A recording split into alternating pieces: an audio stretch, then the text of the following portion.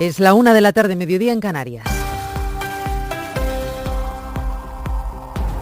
La gestión de la pandemia en esta segunda ola apenas pasa factura al PSOE, que sigue siendo el partido más votado según el último barómetro del CIS.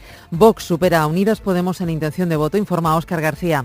Sí, Raquel, es verdad que según el CIS el PSOE baja ligeramente, no llega a una décima, pero sigue por encima del 30% de estimación de voto y hoy ganaría con holgura las elecciones. Está a casi 12 puntos del PP, que crece unas décimas, pero no supera el 19% de apoyos. Y aquí la novedad, Vox se convierte en tercera fuerza superando a Unidas Podemos, 12,5 para el partido ultra frente al 11,7% para la coalición morada. Ciudadanos se desgasta con respecto al anterior CIS, aunque sigue por encima del resultado electoral. Valoración de líderes, ninguno aprueba. Sánchez tiene un 4,5, le sigue Arrimadas con un 3,5 y luego Iglesias con un 3,3 y Casado con un 3,1. Hay valoración también de ministros, casi todos suspenden, solo aprueban Nadia Calviño con un 5, los peor valorados con un 3,4, Pablo Iglesias y los ministros de Justicia, Agricultura y Universidades. El CIS pregunta también por la pandemia, más de un 40% se muestra crítico con las personas incívicas y un 62,4% de los ciudadanos cree que debería haber medidas más exigentes para controlar al virus. En el Congreso, mientras tanto, continúa el debate sobre la declaración del estado de alarma en Madrid. Turno para el ministro Illa, que acaba de contestar a las acusaciones del PP,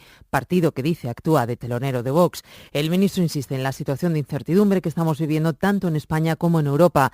Carolina Gómez, adelante. Dice el ministro que no es aconsejable sacar pecho y que todos deberían actuar con prudencia y con humildad. Estamos en un momento de incertidumbre, ha insistido mucho en esa palabra. Ese es el escenario aquí y en Europa. Nadie sabe lo que va a pasar en los próximos meses. Esto es literal. Salvador Illa respondía además al Partido Popular, que hoy le pedía la dimisión. Se han situado en una foto de Colón antisanitaria que protagonizan Vox y ustedes, el bloque de los negacionistas. Lo digo bien, señoría, por este orden, Vox y ustedes, porque tan solo es escucharla y darnos todos cuenta que no son más que los teloneros de la moción de censura de Vox. Están respondiendo de nuevo los grupos al ministro, con más reproches de Cuca Gamarra. Asegura la portavoz popular que lo que le pasa al Partido Socialista es que ellos llevan 25 años gobernando en Madrid. Eso es lo que no soportan, decía.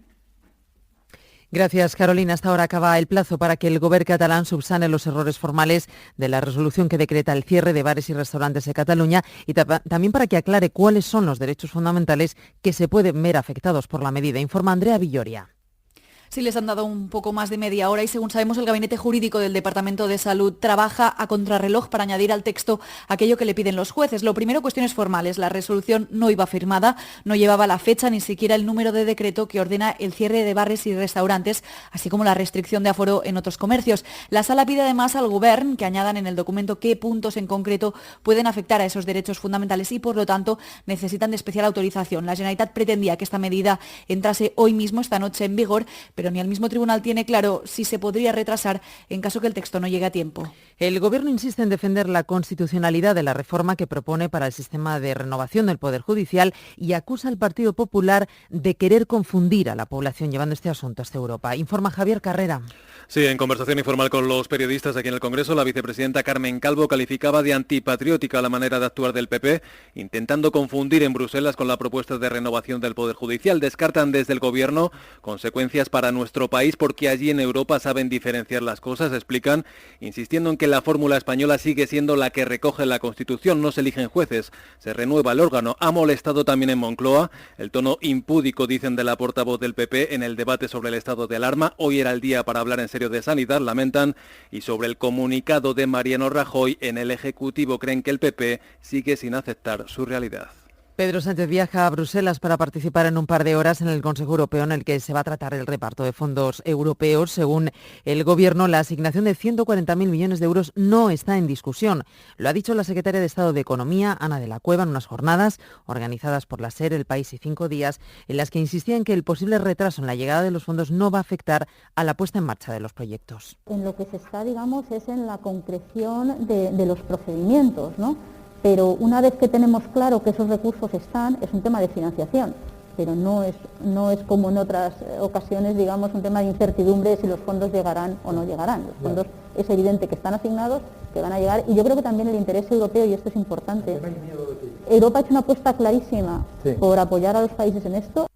Y el Consejo de Europa pide a España que incorpore el antigitanismo como un agravante en el Código Penal. Considera que es lo mismo que el antisemitismo y otras formas de discriminación. En el informe que acaban de presentar, que han presentado esta mañana sobre minorías en España, también critican que se mantenga gitano como sinónimo de estafador o de delincuente en diccionarios de instituciones oficiales. Informa Álvaro Zamarreño. Urgen al legislador español a incluir el antigitanismo en el Código Penal. El comité que trabaja sobre derechos de minorías en el Consejo de Europa acaba de publicar su análisis de la situación de los gitanos en España, destacando que este es probablemente el país en el que gozan de una mejor situación en conjunto, lo que no quiere decir ni mucho menos que sea ideal. Se mantiene la discriminación laboral o en el acceso a la vivienda. Lamenta este informe la escasa relevancia que tiene la historia gitana en el estudio de la historia en España, o que los dos dialectos del caló en nuestro país estén al borde de la desaparición sin que las autoridades hagan nada por proteger ese patrimonio común.